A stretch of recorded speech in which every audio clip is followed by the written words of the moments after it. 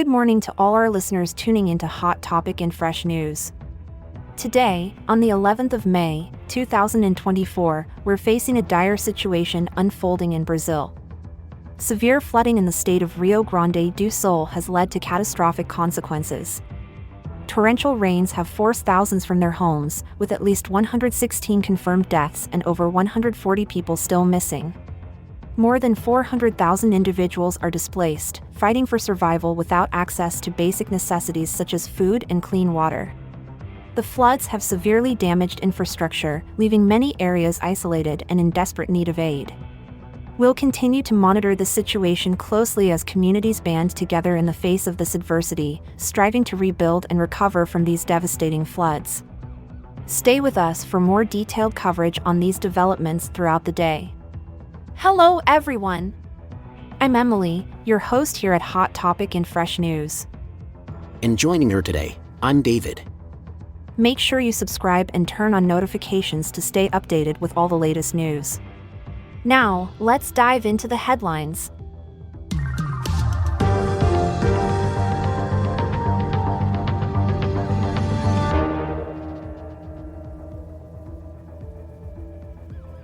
In a heart-wrenching story similar to the wildfires we covered last month, this flooding in Brazil is a stark reminder of how quickly disasters can disrupt lives.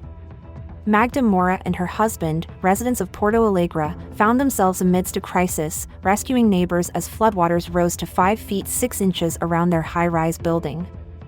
That's incredibly moving. It reminds me of an incident I came across in my last coverage of the hurricane in Florida. Just like Magda and her husband, a family was trapped, and it took community effort to bring them to safety. It's these stories of human spirit and solidarity that bring a bit of hope amidst such disasters. Absolutely, and the situation in Roselane da Silva's case, where she had to leave her 2 cats behind, highlights the difficult choices residents had to make. Now taking refuge in an evangelical church, she and many others rely on the support of strangers and the community to pull through. Yes, the role of local communities becoming lifelines can't be overstated. In both scenarios, be it in Brazil or Florida, the backbone of recovery has been the communal effort and the shelters like the one Roselane found herself in.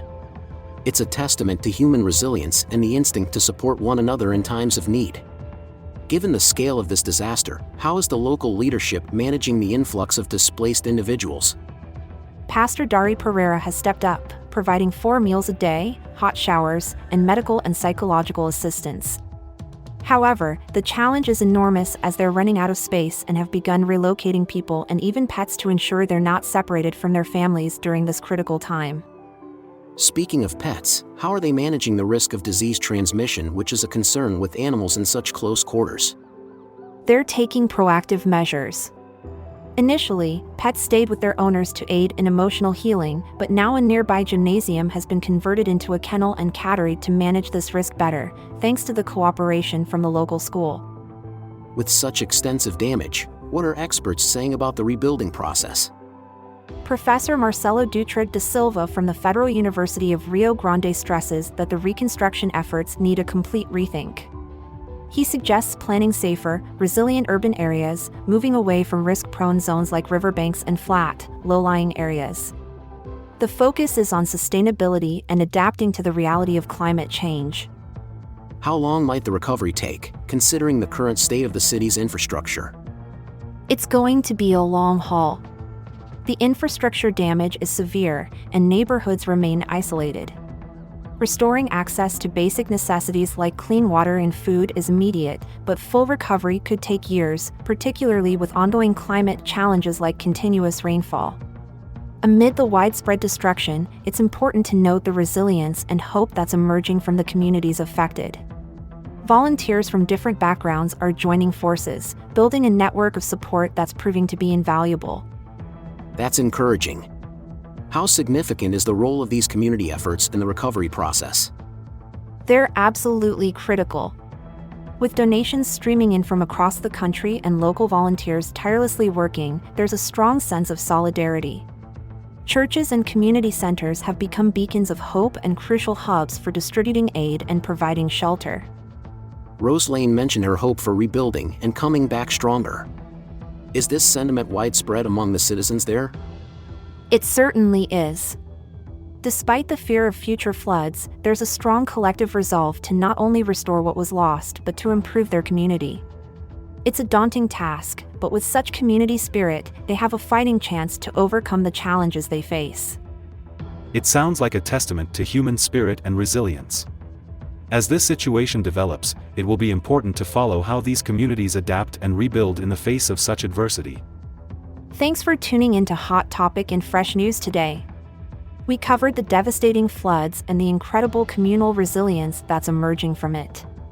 Your engagement and support make a big difference.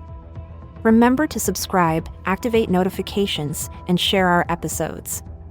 We value your comments and insights, so please keep them coming. And hey, always keep an eye out for what's next. We've got some intriguing topics lined up that you won't want to miss.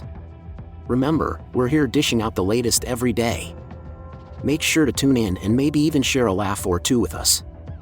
We truly appreciate your time and attention, and we're excited to bring you more content.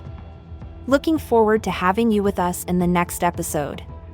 DAV, stay in the loop, keep your eyes on the news, our channel's content will amuse.